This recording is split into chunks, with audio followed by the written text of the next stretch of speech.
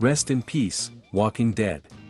After 11 seasons, 12 years, 177 episodes and countless deaths, the series finale marked the end of the zombie drama. And, as the title of the 24th series hints, rest in peace that not everyone survived. Things looked bleak for the survivors after the 23rd episode of the 11th season ended with a cliffhanger in which the heroes were trapped between zombies and the army of Governor Pamela Milton when a horde of walkers flooded the walls of the Commonwealth.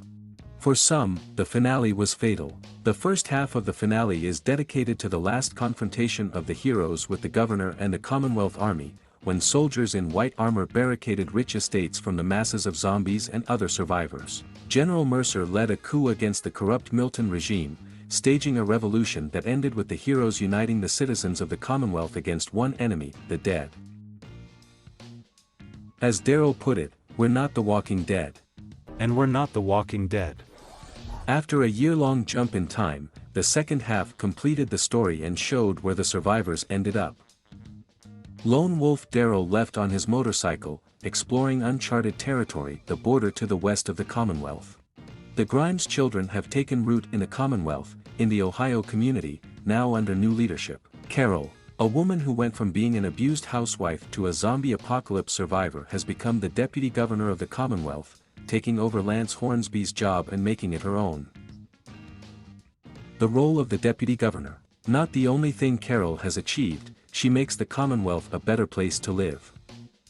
Maggie and her son Herschel have returned to their home in the Hilltop Colony, rebuilt for the peaceful life she once knew on the Green family farm. In the memorial garden where Glenn is buried, Maggie was full of hope and looking forward to the future. She told Daryl and Carol, "There's a lot to learn about, and I think it's time to do it." Negan reconciled with Maggie, who accepted his apology for killing Glenn, but told Negan that she could never forgive the man who killed her husband with a baseball bat. "Then I can't forgive you." Like his comic book counterpart, Negan left alone to live with what he had done. Unlike the comics, Negan has a new beginning with his pregnant wife Annie, who was last seen in Alexandria, but she did not appear in the finale. Rosita, Father Gabriel and Eugene rescued Rosita's daughter, Coca, from a zombie-infested Commonwealth orphanage. Unfortunately, Rosita is bitten by a walker, and the arm could not be amputated, which meant that she would die of fever and infection. In the end, Rosita peacefully leaves for another world surrounded by the family for whom she has always lived. Eugene was by Rosita's side when she was dying and told her, "I wouldn't be who I am today if I hadn't met you." Now a confident, capable brave survivor, has offspring from Mac's baby Rosie. The Walking Dead presented Father Gabriel Stokes as a God-fearing and walking-afraid priest who left his flock and who, in theory, should die at the beginning of the zombie apocalypse. The series ended with Gabriel risking his life to open the gates to the Commonwealth estate to rescue the citizens trapped outside. In the end, the preacher returned to Alexandria, raising his adopted daughter Coca with faith in the future. As one of the first Alexandrians, Aaron hoped that the Alexandria safe zone would one day be restored. A year after the enemy-occupied Alexandria became Outpost 22. Aaron's vision of the future has come true. Alexandria in Virginia, now a self-sufficient community, is the perfect home for Aaron to continue raising his daughter Gracie. After Ezekiel went through the agony of losing his ward Benjamin, the death of his son Henry, the fall of the kingdom and a cancer diagnosis, and Ezekiel finally found a new reason to smile. As governor of the Commonwealth, the former king ushered in a new era, fair for all. The last time a loving shoemaker was seen in Alexandria, happy and smiling, his wife Navila was next to him. Given his royal attire, Jerry seems to have founded his own kingdom. A close-knit group has settled in the Commonwealth, where the job of newspaper journalist Coney is to maintain the integrity of the new administration.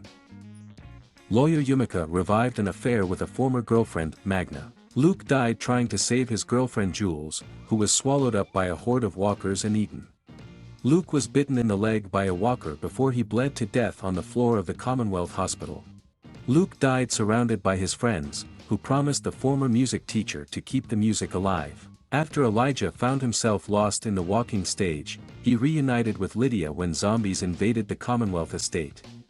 The happy couple then served as messengers, delivering packages between the connected communities of the Hilltop and Alexandria Commonwealth. Juanita Princess Sanchez found herself where she belonged, loved and part of a found family that made her feel safe.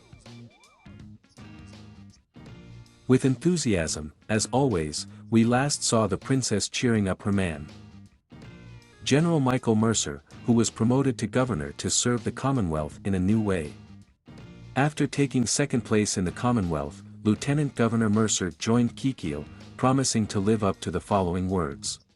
Although we are not related by blood, we are family. After the death of her spoiled son Sebastian, Governor Pamela Milton became a tough tyrant. She led a horde of walkers to the city, shot Judith and left thousands to die outside the gates of the estate.